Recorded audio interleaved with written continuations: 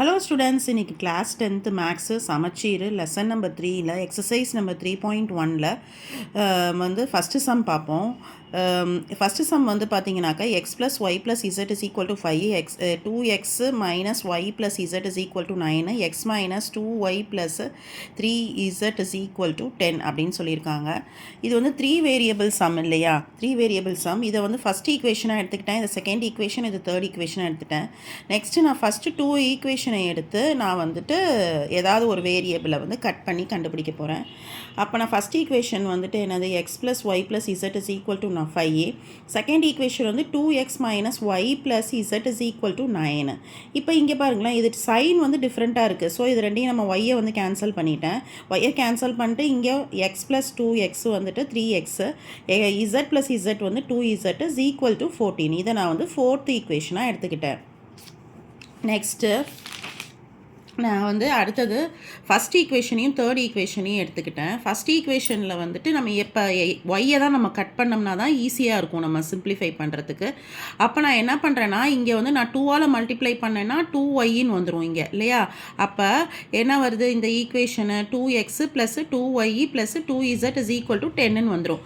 அப்போ இந்த third equation வந்து x minus 2y plus 3z is equal to 16 வந்துடும். அப்போ இந்த 2yயும் கேன்சல் ஆகிடும், சைன் டிஃப்ரெண்ட்டாக இருக்குது. அப்போ இங்கே என்ன ஈக்குவேஷன் வந்திருக்கு, 3x plus 5z is equal to 26ன்னு வந்திருக்கு. இதை ஃபிஃப்த் ஈக்குவேஷனாக எடுத்துக்கிட்டேன். அடுத்தது என்ன பண்ணுறேன்னாக்கா, ஃபோர்த் ஈக்குவேஷனையும் ஃபிஃப்த் ஈக்குவேஷனையும் எழுதிக்கிட்டேன்.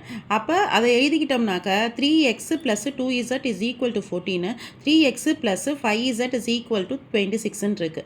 இப்போ இங்கேயும் 3xன்னு இருக்குது, இங்கேயும் 3x இருக்குது, ஆனால் ப்ளஸில் இருக்குது. நம்ம அப்போ இந்த கீழே இருக்கிற ஃபிஃப்த் ஈக்குவேஷனை வந்து நம்ம சைன் சேஞ்ச் பண்ணிக்கலாம். அப்போ இங்கே ப்ளஸ்ன்னு இருக்குது, அதனால் மைனஸ், இங்கே ப்ளஸ்ன்னு இருக்குது மைனஸ், இங்கே ப்ளஸ்ன்னு இருக்கிறதுனால மைனஸ்.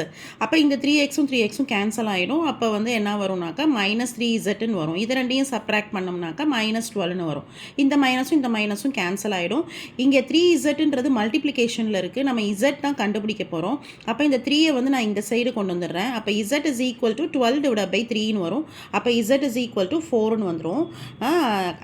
அடுத்த வேரியபிள் கண்டுபிடிக்கிறதுக்கு நான் என்ன பண்ணுறேன்னாக்கா, ஃபோர்த் ஈக்குவேஷனை எடுத்துக்கிறேன். ஃபோர்த் ஈக்குவேஷனை எடுத்து இந்த இசட்டை வந்து சப்ஸ்டியூட் பண்ணுறேன்.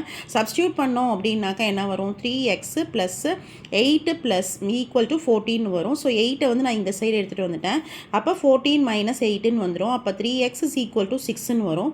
அப்போ x இஸ் ஈக்குவல் டு என்ன வந்துடும், 2ன்னு வந்துடும் ஆன்சர். நெக்ஸ்ட் நான் ஃபஸ்ட் ஈக்குவேஷன் எடுத்துக்கிறேன். ஃபஸ்ட் ஈக்குவேஷன் எடுத்து இசட்டோட வேல்யூவும் எக்ஸோட வேல்யூவும் சப்ஸ்டியூட் பண்ணுறேன். சப்ஸ்டியூட் பண்ணிங்கன்னா y வந்து -1ன்னு வந்துடும். நெக்ஸ்ட் வீடியோவில் நெக்ஸ்ட் சம் பார்க்கலாம். தேங்க்யூ.